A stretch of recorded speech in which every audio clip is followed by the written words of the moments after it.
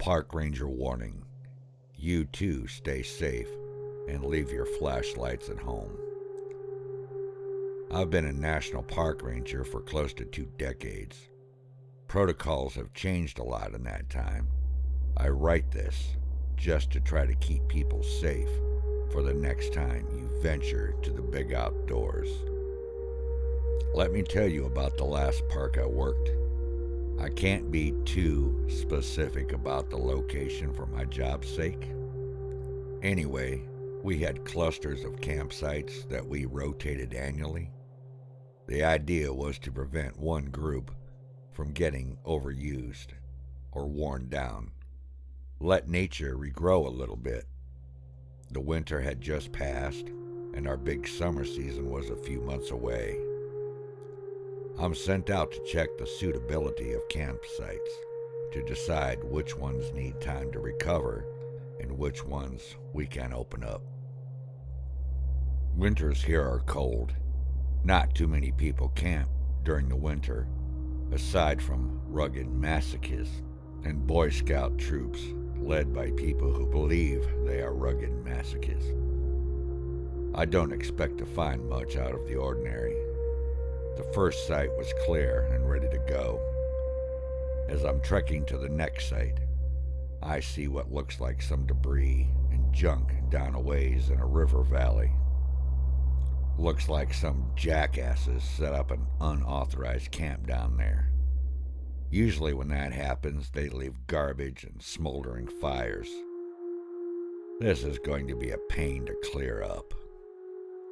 I approach, seeing the telltale wreckage of what must have been one hell of a party.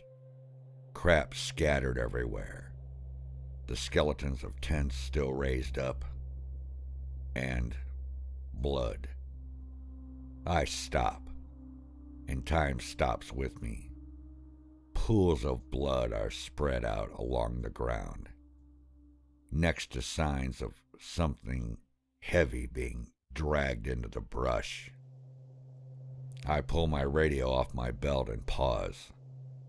I then pull my Glock 22 out of my holster and rack one round. I am a certified law enforcement officer, but I haven't had to use my gun in a long time. I quickly look around for any movement, and then get on my radio and call it in for backup. While I wait, I listen. Silence. Silence in nature isn't good. Prey get quiet when they sense a predator. I hope all the birds are being still on my account. I edge forward slowly, looking for anyone or anything. A shredded plastic cooler, a tent that has been annihilated, with more blood splashed on the walls and inside. People died here, I know it. You can't lose that much blood and just walk off. But no people.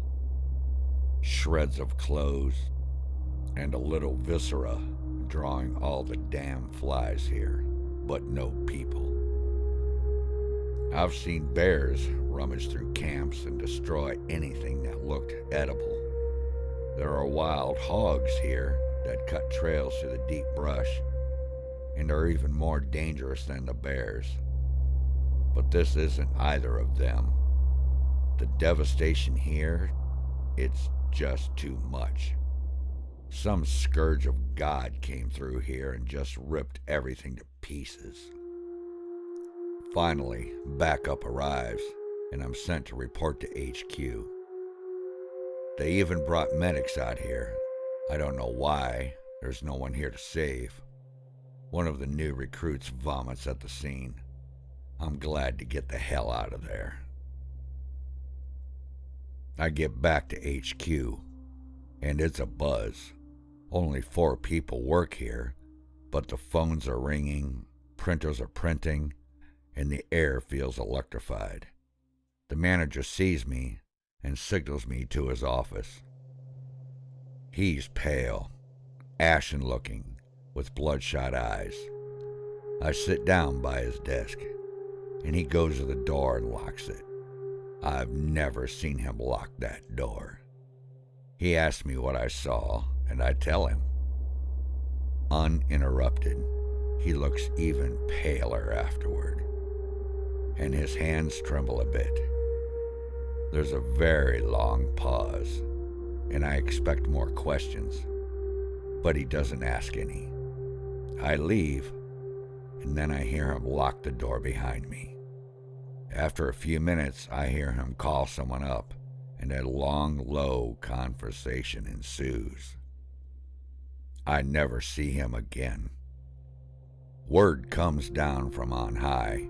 We're assigned a new manager, one who excels in what he calls crisis. His first order of business, a controlled burn of the unauthorized camp and the sites closest to it. I'm not arguing. I watch the smoke rise into the distance and pray that's the end of it. New orders. Relocate the existing campsites closer to HQ. Before we do that, we stake out a few trail cameras at the new locations just to make sure it's not in the middle of a nesting ground. We put up a few cameras pointing at the hog trails through the brush for good measure. A couple of days passes, and we go out to collect the footage. The new manager takes it all and starts studying it in his office. A couple of hours into reviewing, he freaks out and starts screaming and yelling. Gets on the phone, calling up the line, spitting more obscenities. He spends the rest of the day and night in his office, calling up specialists and planners. The next morning, I show up for a meeting. Manager doesn't look like he slept. Massive changes afoot. He lays out our new plans, including massively bright lampposts circling the park border, as well as floodlights around the ranger station. Campsites need to be moved even closer in, clear lines of sight from the light if possible. I butt in, telling him that defeats the point of going camping if you're just going on a short walk through the grass, then setting up so close you can see the parking lot. He tells me to shut up. That's just the start. The park now closes at sundown sharp. Also, we're now required to have a long gun on our person at all times. Now, it isn't uncommon for rangers to carry an AR-15 or a Remington 870 shotgun going out into the deep woods. There are wild, rabid animals out there. The real concern are massive pot growers. These aren't your chill neighbor who hides a few plants behind the tomatoes. They run the spectrum from large-scale suppliers who like their privacy and dislike law enforcement, to anti-government crazies who think we have no right over them, the true patriots. Both groups have a few common points. They tend to be well-armed. They do not like lawmen, and they won't shy away from taking a pot shot at some dumb poor ranger who finds himself in their fields. Keep in mind, Elliot Ness, Mr. I fought Al Capone and won, got scared off busting up Appalachian moonshiners because they constantly sniped at him in the foothills. They shoot to kill. Those are the reasons we keep the big guns around, not routine patrols. I drew the short straw and got the overnight shift. Manager tells me more changes to protocol will be listed when I return. Overnights used to be easy. Monitor the radios, bust up the parties if needed, check for poachers if they're operating nearby, make sure the forest doesn't burn down. I clock in, and per instructions, go to the gun cage. My things have changed. Our shotguns have new rifled barrels, so they can handle the solid slugs we've been issued. That's the kind of firepower you want to take down a charging bear. God forbid you ever need it. The AR-15s have been stepped up too. The old 15-round magazines have been replaced by 30-round ones. Someone even snuck us in hollow point rounds. Makes no damn sense. Shooting in the woods, you need full metal jacket ammo so the rounds don't go wild when they touch a twig. Hollow points just exist to do more tissue damage. This is ridiculous. This is overkill. We're not a war zone. We don't need this kind of firepower. Next to the radio, there are new instructions. Now we're not allowed to directly respond to emergency calls. We can reply, figure out what the issue is, then we report to a new phone number I don't recognize. Time passes slowly tonight. I'm not even allowed to leave the building until sunup. A few uneventful nights pass. The new floodlights and lampposts are frying my eyes. It's so bright out there a blind man could see. A week later, some kids roll into the lot. They grab their backpacks and start hiking up the ridge. I know what they're up to. No one has booked a campsite that night. Cheap young ones going to camp out. That will be a raging party. I wait for the sun to go down, confirming they're not out for a day hike. I call my manager to report. He instructs me to call the new number. I report to them now. A curt voice answers the phone. He asks my park, then pauses. He asks the issue. Bunch of kids on an unauthorized site. Do I go break it up? I can see their campfire right there out on the ridge right now. No, do not leave the building. Do not attempt communication. That is all. Report if there is any further developments. Right after daybreak, the manager rides up. It's real early. Have you seen them? Did they leave? No, the car's still there. Let them rest. They're probably all hung over. He curses nonstop. Then he goes inside to make a call. I'm outside looking up at the ridge when he exits the station. One AR-15 in his hand, another one strapped across his back, Glock on his hip. He marches single-mindedly towards his car. I try to ask him what in God's name he's doing, but he isn't listening or responding. He takes a jerry can of gasoline from his car and marches up the ridge. I yell after him to no reply. I consider following him, but that doesn't seem like a good idea. I go back inside and call the number. The same curt voice, the same direct questions. Yeah, the manager went up to that campsite, armed to the teeth, and carrying gasoline. What the hell do I do? Stay there. Do not interfere. Backup is inbound. Report if there are any developments. About the same time, I start to see smoke wafting off the ridge. Two vans ride into the lot at screaming speed. A dozen men, heavily armed and armored, exit quickly. I go out to check. Who are you guys and what's going on? The men are all lined up with that impeccable military precision. One of them, a commander, I assume, exits the vehicle last. He says, "Which direction did he go?" I mean, he's up there. I point at the increasing smoke. The men fan out and start jogging up the ridge. I can hear rifles cocking as they leave.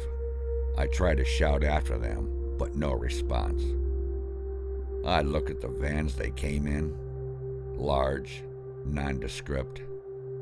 They just say DOI, response team, on the side. Half an hour later, they return, dragging the manager with them. He is bound in zip ties, and he screams, "I did what needed to be done. Trust me, it's worse than what they thought. We can't stop this.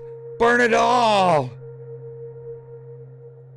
They throw him in the back and sedate him. The commander approaches me. My neck hairs bristle in cold fear. I need to see the office. All computers and anything with a hard drive is coming with me. He mentioned videotapes. I need those too. I unlock the doors and they ransack the place. Everything gets taken. Printed reports from the last few years disappeared into those vans. The videotapes gets bagged up and held by the commander himself. He studies the gun cage. "Cute. You're out of your league," he scoffs. Finally, they find everything they've looked for. The commander tells me, "Call the number, tell them it's contained. You need a new supervisor. Also, don't talk about this to anyone." They leave, and just on cue, the fire brigade and a few news vans show up. The fire is contained, and the news reports say rumors of missing campers have not been proven at this time. Still, the rumors alone are enough to scare off this season's campers. The quick change-up of managers is chalked up to bureaucracy. The press dies down after a week or two. The new manager is very good at dealing with them. Thankfully, with no new campers and our now even shorter open hours, we can get more work done around here. Rebuilding the station took some time, and we just set up the new campsites. They're practically spitting distance from the station. Nothing dramatic happens for the next few days. Then on a whim, the manager tells us to set up some cameras around the station and the campsites. There's usually so much human activity around here. All you see sometimes are some raccoons, maybe a rare hungry bear, but we humor him and set them up all around. A couple of days pass. We collect the footage. I play poker with one of the rookies while the manager watches hours of footage of an empty but brutally illuminated parking lot. Then he gets to the footage around the station. Screams come from the office.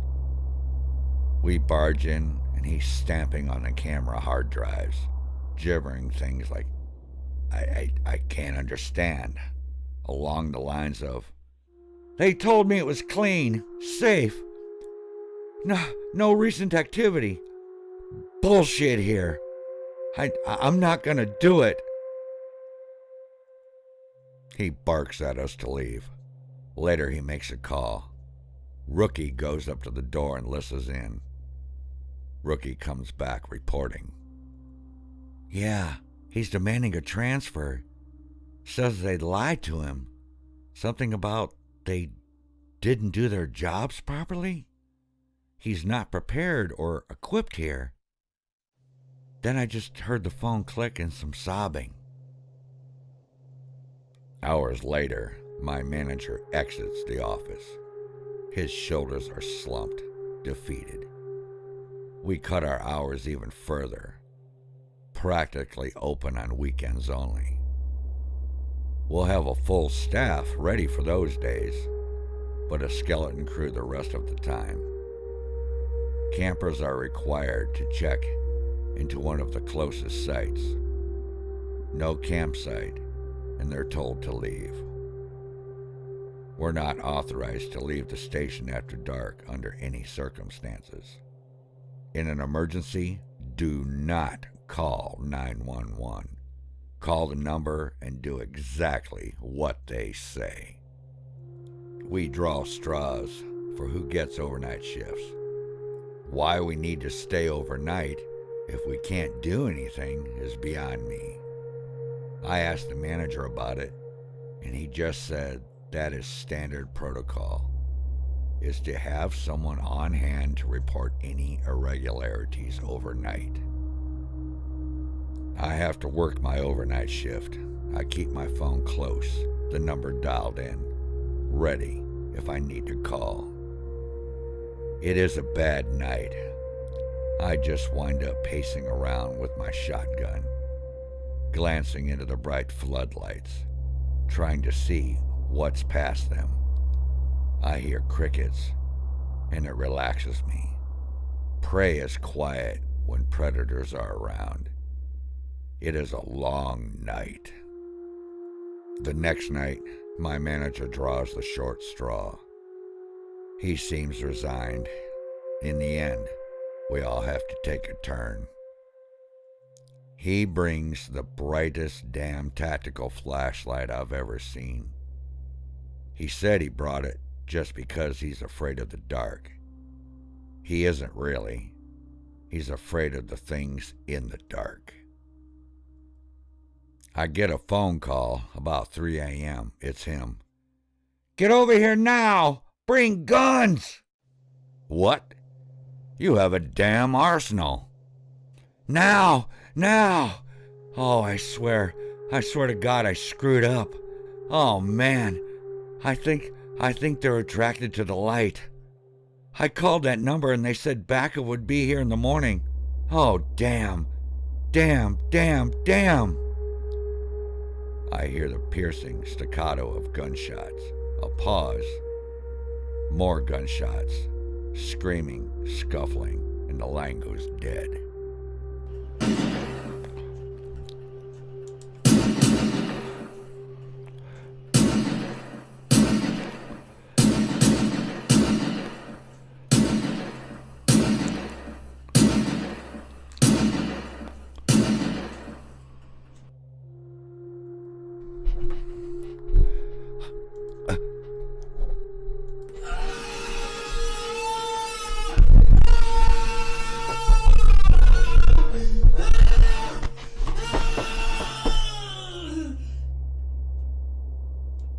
I call the number.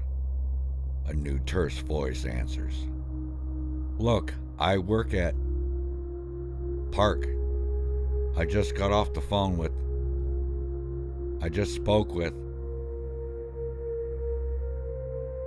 "What can you report?" "Something bad happened. It's serious. I heard gunshots." "We will have backup there as soon as possible. Did he say anything else?" "Yeah. He said he thought they were attracted to the light. That doesn't make sense to me." "Interesting. Thank you for your report. The park is now closed. You will be reassigned. Goodbye." Officially, the park was closed to be scheduled for a controlled burn. Let the old trees die and make room for new ones. There was nothing in the official report about what happened to the manager on duty. The public understanding was bureaucracies need to be shaken up on occasion. No one asked any more questions. I get transferred to a new park halfway across the country. The change of scenery is beautiful. They got some odd rules here too. Don't go out after dark, and don't carry a flashlight. I'm concerned about why. Why can't you use a flashlight at night when you need one? They won't tell me. Be safe, everyone.